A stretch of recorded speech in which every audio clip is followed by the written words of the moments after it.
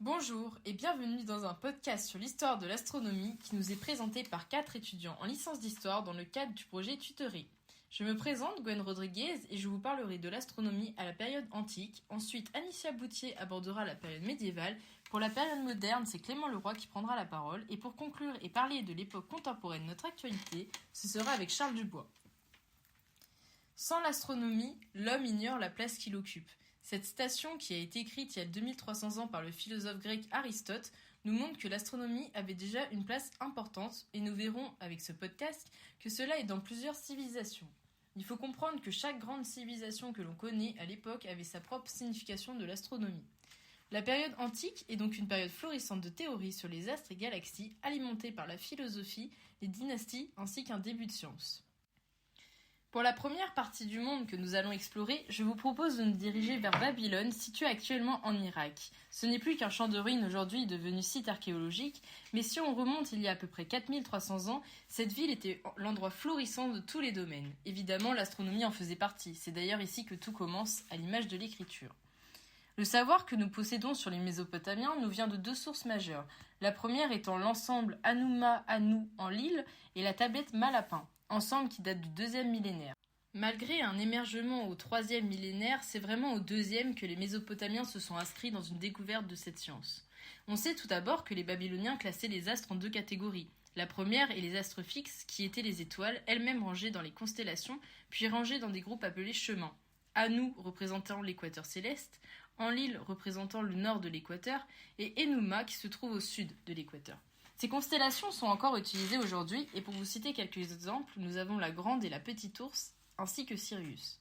Cette inspiration pour les noms leur vient directement de leur imagination en croyant reconnaître des formes remarquables, animales ou mythologiques. Dans une autre catégorie, il y avait les astres mobiles, que nous connaissons aujourd'hui sous le Soleil, la Lune, Mercure, Vénus, Mars, Jupiter et Saturne, s'appelant à l'époque Néko pour Mercure, puis respectivement Ishtar, Nergal, Marduk et Niputa qui étaient des dieux. Les Babyloniens avaient constaté comme nous une régularité remarquable. Par exemple, les quartiers de lune qui se font en 29 jours et demi en moyenne avaient permis de définir le mois lunaire. C'est ainsi que les planètes, ayant une rotation moins régulière, avaient été baptisées chèvres en raison de leurs caprices. Les Babyloniens se sont également penchés sur les éclipses et ont inventé les Saros, qui est une période de 6585 jours, soit 18 ans et 11 jours, au bout de laquelle le cycle complet des éclipses de la Lune et du Soleil se reproduit à l'identique. Les Babyloniens nous ont donc laissé un héritage majeur, par exemple les heures de 60 minutes ou les circonférences de 360 degrés pour lesquelles nous pouvons aussi les remercier. Un héritage majeur pour notre époque contemporaine, mais aussi à l'époque de l'Antiquité. Je vous laisse donc me suivre maintenant en Grèce antique, où Thalès de Milet, qui était un grand voyageur, avait rapporté de Babylone et d'Égypte des éléments géométriques. Nous sommes alors aux alentours de -500 avant JC, quand en plus d'estimer la hauteur de la pyramide de Khéops, ce qui deviendra d'ailleurs le fameux théorème de Thalès, ce dernier prédit alors une éclipse solaire. C'est à partir de ce moment que les Grecs rentrent dans l'histoire de l'astronomie. En effet, pour une fois, aucune explication mythologique n'est donnée. Thalès se pose de vraies questions. De quoi le monde est-il fait? Comment l'univers s'est-il formé? C'est son élève, Anaximanche, qui fut le premier à faire l'hypothèse d'un univers informe.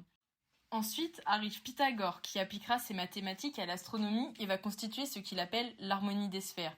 Notre Terre, qui occupait le centre du monde, avait dans les théories de Pythagore des sphères qui circulaient autour d'elle, produisant des sons que seuls les dieux pouvaient entendre.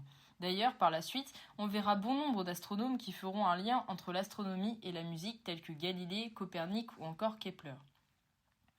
La forme de la Terre, arrondie, est fondée sur les constellations qui sont visibles dépendamment de leur latitude ainsi qu'à la disparition des mâts quand il y avait une exploration.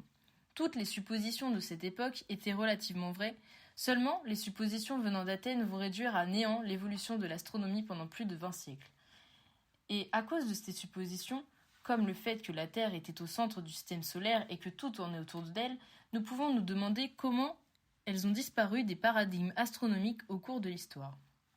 Pour notre dernier voyage, je vous propose de remonter en -213 avant Jésus-Christ, en Asie de l'Est, et plus précisément en Chine, où nous avons des écrits qui nous prouvent que les Chinois, eux aussi, avaient un pied dans l'astronomie, tout indépendamment des Occidentaux.